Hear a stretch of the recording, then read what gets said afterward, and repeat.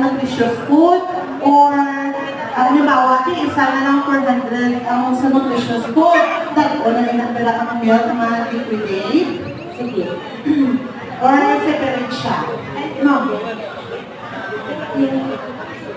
Kung magtungan mo ang delivery sa milk at sa nutritious, i-charge mo lang siya either sa nutritious or sa milk. So, mas kung magtungan siya, mas makataas siya ang inyong expenses. So, paparaan mo na siya kung wala mo na namon. So, coordinate na kamo sa mga adas dito sa PO, sa district, kung magtungan na siya. Yung naka-identify ng mga sa delivery. Basta laking niya pamaagi ang natabo nito sa pagkasulod sang Primary Electric Holdings Incorporated na mag-propose ang sinatawag na